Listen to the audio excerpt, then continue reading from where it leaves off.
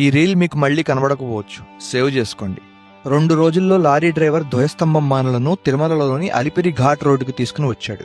Alipiri ghat road ప్రవేశం దగ్గర ఒక్కసారి లారీ దిగి తిరుమల కొండ వైపు చూశాడు. తర్వాత ప్రసాద్ గారి దగ్గరికి వచ్చి, నా జీవితంలో అత్యంత ప్రమాదకరమైన డ్రైవ్ చేయబోతున్నాను సార్. అత్యంత బరువైన పొడవైన ధ్వజస్తంభం మానులు ఉన్న ఈ 16 చక్రాల లారీని ఈ 7 కొండల ఘాట్ రోడ్డుపై ఎక్కడా ఎట్టి పరిస్థితుల్లోనూ ఆపకుండా కొండ మీదకి తీసుకెళ్లాలి. కానీ ఎన్ని రోజుల్లో లారీని కొండ ఎక్కించగలనో చెప్పలేను. ఇది నా జీవితంలో ఎప్పుడూ చేయని ఒక పెద్ద సాహసం. ఇది ఒక సవాలుగా తీసుకుంటున్నాను. మధ్యలో బండరాళ్లు విరిగిపడవచ్చు, పిట్టగోడలు కూలిపోవచ్చు అన్నాడు.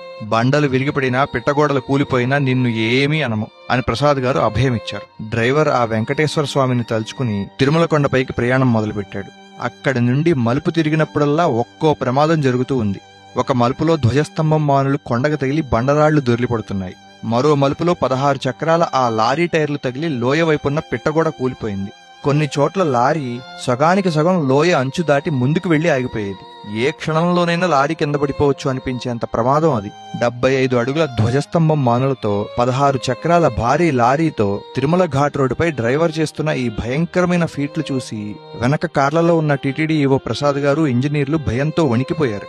అలా ఎన్నో ప్రమాదాలు, సాహసాలతో సాగిన ఆ లారీ ప్రయాణం మొత్తానికి పూర్తి అయింది. ఎన్ని రోజులు పడుతుందో తెలియదు అనుకున్న ఆ పనిని ఆ డ్రైవర్ కేవలం 55 నిమిషాల్లో పూర్తి చేసి మానులను తిరుమల కొండపైకి చేర్చాడు. కానీ అసాధ్యం అనుకున్న ఆ మహత్తర కార్యాన్ని వెనక నుండి నడిపి సుసాధ్యం చేసిన శక్తి ఏంటి?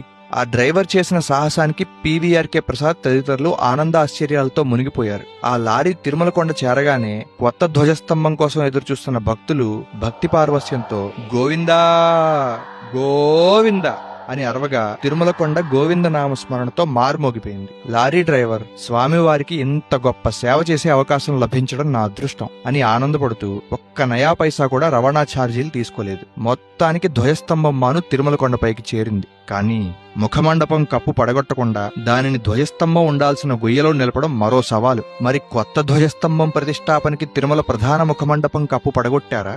ధ్వజస్తంభం పునాదిలో నిధి కోసం తవ్వకాలు జరిపినప్పుడు ఏం దొరికింది? ఏ రహస్యం బయటపడింది? ఆ అద్భుతాన్ని తదుపరి భాగంలో చూద్దాం. ఇప్పటి వరకు విడుదలైన రీల్స్ ను మన పేజీలో చూడండి.